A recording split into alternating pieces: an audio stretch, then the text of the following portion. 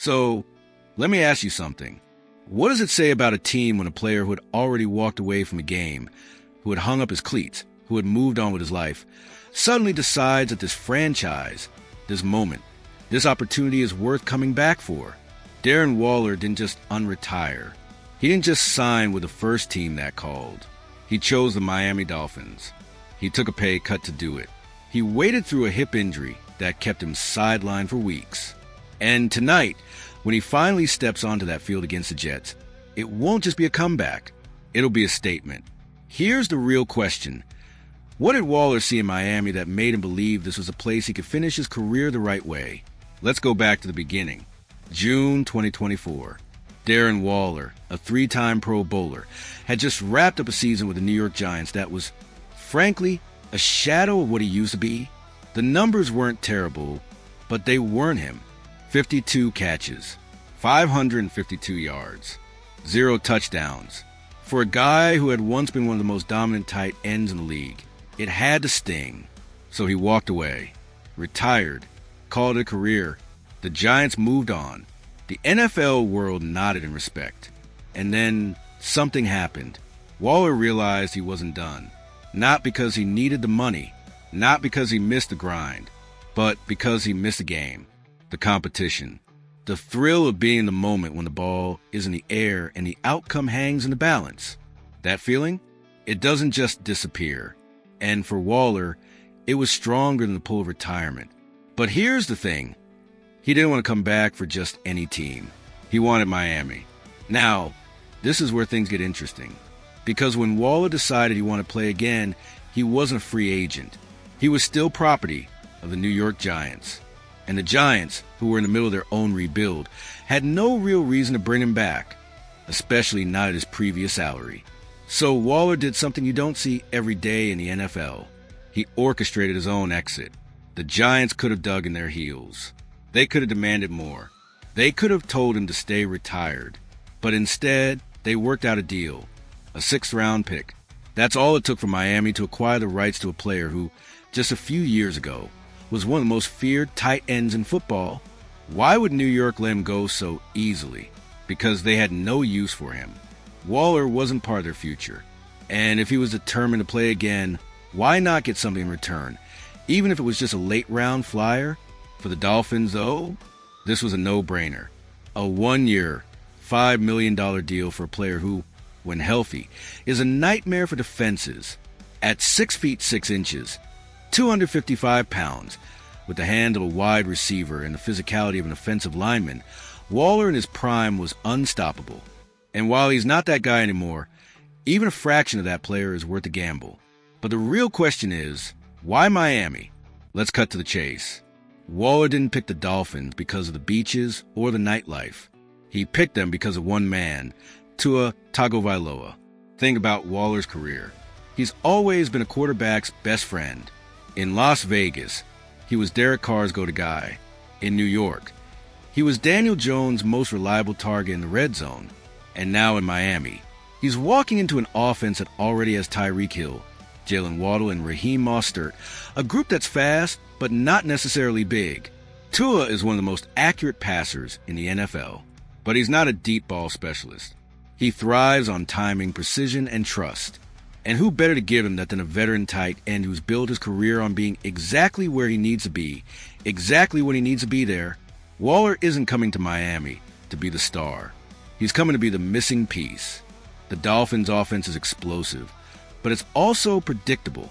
Defenses know they're going to attack with speed. They know Hill and Waddle are the primary targets. But Waller, he changes everything. Red zone mismatch. At 6 feet 6 inches, he's a problem for linebackers and safeties. Even if he's lost a step, his size alone makes him a weapon. Safety net. Tua's biggest criticism has been his tendency to lock onto his first read. Waller gives him a second option, one who can move the chains when it matters most. Leadership. This is a young team. A team that's still figuring out how to win the big games. Waller's been through the battles. He knows what it takes. And let's not forget the message this sends. Waller retired. Then he looked around the league and said, "I'll come back, but only for Miami." What does that say about what this team is building? Now, let's talk about the elephant in the room. Can Waller still play? He hasn't taken a meaningful snap since December 2023. His hip injury, which delayed his debut, is just the latest in a long line of setbacks. At 33, the body doesn't bounce back like it used to. Will he still be able to separate? Can he take the hits? Can he still be that guy? The truth? We don't know. Not yet. But here's what we do know. The Dolphins didn't bring him in to be a decoy. They brought him in to produce. And if he can give them even 70% of what he was in his prime, this offense becomes dangerous.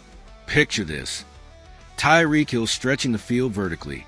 Jalen Waddle working the intermediate routes. Raheem Mostert grinding out tough yards. And Darren Waller own the middle of the field, giving Tua that reliable target he's been missing. That's not just an offense. That's a problem no defense wants to deal with. But let's zoom out for a second, because Waller's return isn't just about 2025. It's about what it means for Miami's Super Bowl window.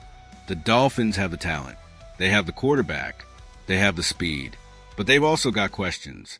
Can Tua stay healthy for a full season? Can the defense step up when it counts? Can they finally win a playoff game? Or more? Waller's comeback doesn't answer all of those. But it does signal one thing. This team is going all in. They're not waiting. They're not rebuilding. They're not content with just making the playoffs. They want to win. And sometimes that means taking a chance on a player who should be retired, but isn't. So, was this the right move? Without a doubt. Is it risky? Absolutely.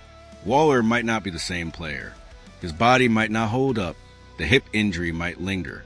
But in the NFL, you don't win championships by playing it safe. You win by taking calculated risks. And Darren Waller? He's the ultimate calculated risk. Low cost. A 6th-round pick and a 1-year, $5 million deal? That's peanuts for a player of his pedigree. High reward. If he's even close to his old self, he makes this offense nearly impossible to stop. Intangibles. His presence alone sends a message. This team is for real. And if it doesn't work out, if the injuries catch up, if the magic isn't there, then the Dolphins move on. No harm, no foul.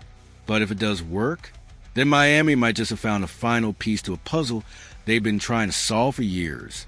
Tonight, against the Jets, Darren Waller will step back onto an NFL field for the first time in nearly a year.